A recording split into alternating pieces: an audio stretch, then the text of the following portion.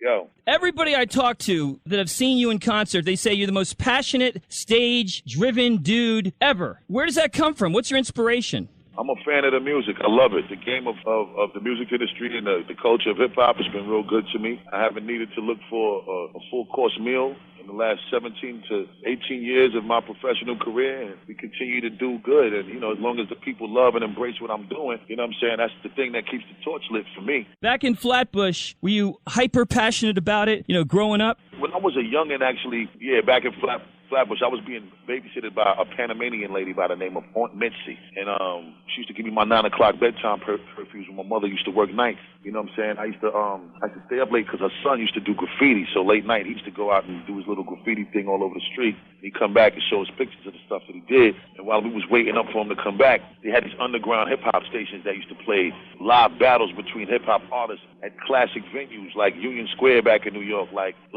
Superskate back in New York, like, you know, those different kind of venues, which is the venues that used to pioneer the rap battles from the pioneer artists of hip-hop culture.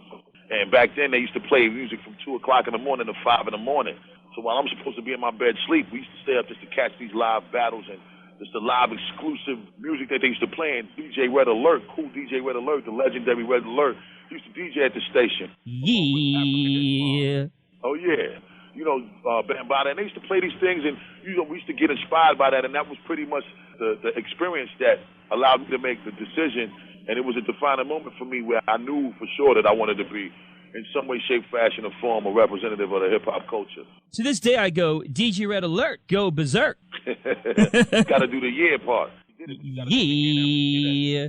I've told Red Alert, I told him, man, I've bid on his style. I do that here at this radio station, man. It's just so much fun. Oh, that's what's up, homie. That's what you're supposed to do. Whenever you're dealing with talking about Red Alert, you got to hit the trademark. Yeah, you know, you got to do it. My vocabulary's not that good, and somebody called you an idiosyncratic personality. What does that mean? I have no idea. I just don't like the idiot part. Idiot. I ain't working with that. Maybe it's about being unique, you know, and setting trends. And the other thing, too, that I really, really appreciate about you, I had a chance to interview you a while ago when I was doing mornings in Minneapolis, is your spirituality, man. You're not just a big voice. You're bringing something not just clever and creative, but something spiritual as well. I really appreciate that acknowledgement because I'm definitely spiritually driven. You know what I'm saying? God is the greatest. God been good to me. God been good to my family. You know what I'm saying? And at the end of the day, you know, ain't nothing moving in the universe without God. So, you know, I just look at it like that. And at the end of the day, I give all praises to him. But most importantly, you know what I'm saying? I make sure that people are aware of the fact that we're made in the likeness of the Most High. So live like that. You know what I'm saying? I'm going to move and I'm going to live and I'm going to do things that's going to symbolize, you know, what I know that I was made in the likeness of, and that's a godly likeness. So I don't look at my life as having any limitation, any stagnation. You know, I'm just full of determination. I'm looking to dominate and just continue to move without limit. So that's the thing that I like to live by.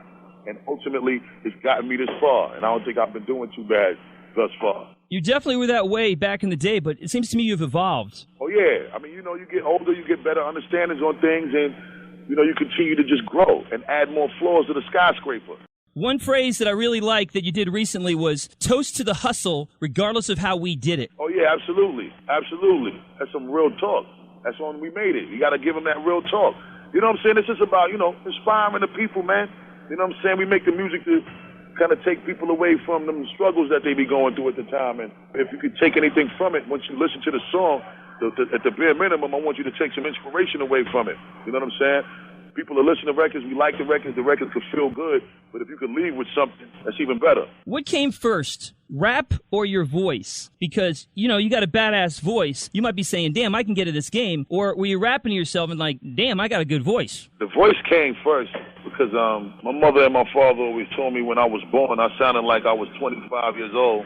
You know what I'm saying? But then also, you know, I think what contributed to it, you know, when we was in high school, we used to smoke a lot of blunts, Phillies and White House cigars.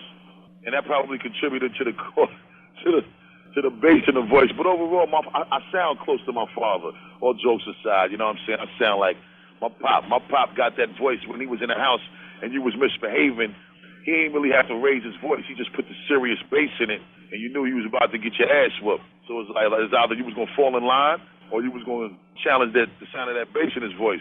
You heard that bass and you sit your ass down. It's like Ja Rule and DMX. You've got this certain voice. Do you use it in this particular way to highlight the quality of your sound? Yeah, I mean, it's definitely something that's a amenity, vocally concerned, I mean, lyrically, that's definitely also a featured amenity, but for the most part, the voice to have an impactful effect, even when you're saying the simplest thing. A lot of people ask the question, state of hip-hop. I don't really want to go there. I want to go, where is Busta going to be, and where is his artistry taking him? Where? As far as in the next 5 years or something like that? Yeah. I think my artistry is going to take me to unlimited levels of growth. I mean, it always has, and it's just continuing to do the same thing. You know what I'm saying? So I look forward to embracing everything that definitely lies ahead of me. But in the next five years, I'm probably going to be looking to do some kicking back in probably 100-acre landscape for my oil pipe investment. The Arab money. Yeah, the Arab money, absolutely. Busta, big fan, and thanks so much for your time. Likewise, man. I really appreciate the love, man. Thank you very much.